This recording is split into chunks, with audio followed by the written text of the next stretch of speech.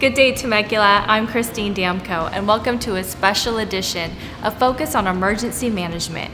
With me is Robert Cardenas, the city's emergency manager.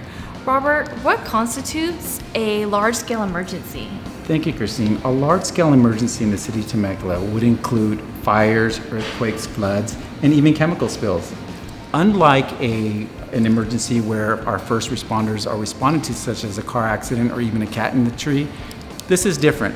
This is where our first responders are going to require assistance, maybe even from the city, to help them in their operations.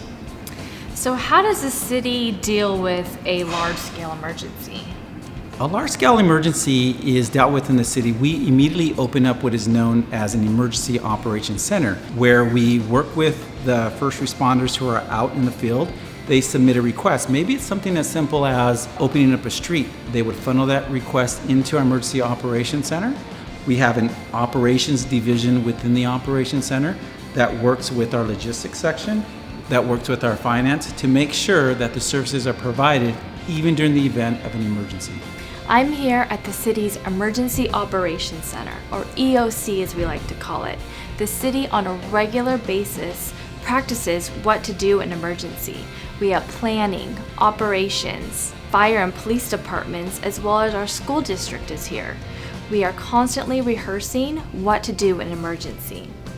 I'm here with Jerry Hagan, the Emergency Services Coordinator for the County of Riverside. Jerry, how does the county manage an all-hazards emergency? Well, in Riverside County, we use a series of management tools when we're managing large incidents. And because we use these standardized management tools, we're able to coordinate response to any emergency throughout Riverside County using what we would call a commonality of language. That is, everybody responding to the emergency is going to know what is expected of them, and they're going to know what the other person is saying. So your police department, your fire department, your emergency services are all talking the same language. Absolutely. And not only that, other responders who may not be traditional first responders, such as your public works person who could be coming to assist with an incident with heavy equipment, they're also going to understand everything that's going on. That's awesome. So what happens if there's a large event that affects numerous cities? How does the county handle that?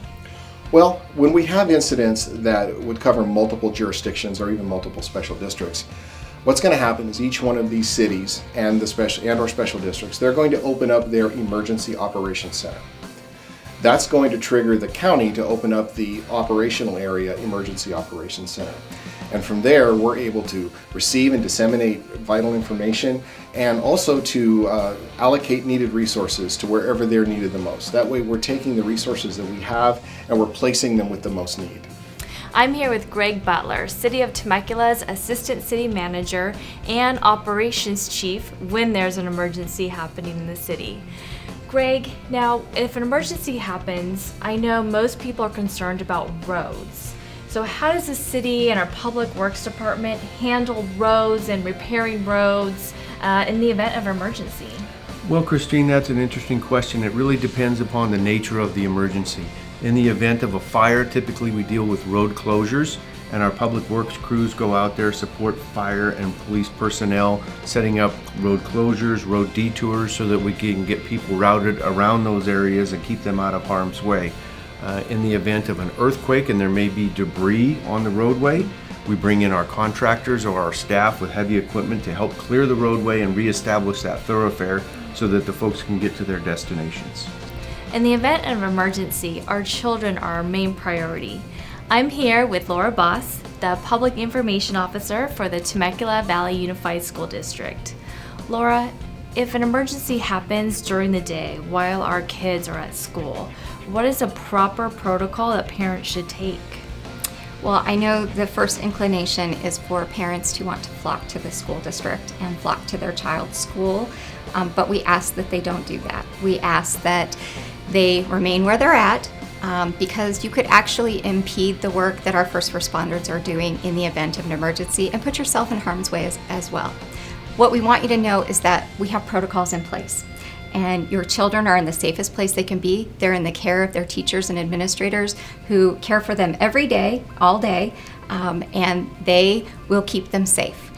The protocols we've established are that you have provided to us through your Infinite Campus portal information. You've provided your phone numbers, you've provided your emails, and this year you provided your cell phones. So what we will do in the event of an emergency, once we know enough information to actually share with parents that has been confirmed, we will then notify every parent regarding that specific incident. If it's a specific school site, that specific school site will get notified. If it's district-wide, we'll notify district-wide. We'll email you through Infinite Campus. We will send an all-call through the phone system. And this year we've added texting. So if you have provided us with a cell phone number, you will be contacted through a text alert as well. I'm here with Public Information Officer, or PIO as we like to call it, Betsy Lowry. Betsy, in event of an emergency, where does the public go to get information? Right. The City of Temecula has a number of outreach methods that we use, and that is our city website and our Facebook page. You can always find information on those two methods of outreach. In addition, we will use Channel 3, we will use our e-blast outreach. That is really important for our community to sign up. You can sign up on our website. We have an information page for emergencies, and there's a link there that you can sign up for e-blasts. In addition, we have a telephone number that's 506-5111. That will provide recorded information. Now this is for large-scale emergencies. We don't use this unless there is a large-scale emergency. We have what we call is reverse 911, and that's for landlines. But we also have it for cell phones. And what this is a opportunity for you to sign on and receive a telephone call from the city. It'll be either from Christine or I as your public information officers. We also have AM 1610, our radio station. Again, if it's an emergency, that is a large-scale event, we will use that as a method to outreach. Thank you, Betsy, and thank you for keeping the residents of Temecula informed. Thank you. I am at Rural Paw Fire Station number 95 with a few of my friends from the Temecula Citizens Corps. They have some great information on emergency management. Hi guys. Hi Christine. My name is Matt Hayes. I'm a fire captain paramedic for CAL FIRE here in the city of Temecula. And I'm Candy Kahn. I'm a member of the Temecula Citizen Corps. One of the biggest questions that's asked of me is, what is the TCC? Well, the TCC, or Temecula Citizens Corps, is a dedicated group of citizen volunteers that come together to help first responders and the city of Temecula during disasters, either man-made or natural. Many functions of the TCC include neighborhood watch, RACES, which is the ham radio operators, and CERT, community emergency response teams. We also provide first aid services during city events, such as the Temecula Rod Run, Movies in the Park, and the Summer Concert Series. So Candy, if someone is looking to get involved with the Temecula Citizen Corps, how do they do that? We'd love to have them, and to do that, it's easy. Go to our website, our Facebook page, or follow us on Twitter. And Matt, what can we do to protect our own family in an event of an emergency? The first thing you need is a backpack that has a change of clothes, medications that you will need during those 3 days, and hygiene products. The other thing that's very important is water. Each person uses a gallon of water for hygiene and supplies each day. We have a sample of supplies needed to last you, a typical family of 4, for 3 days.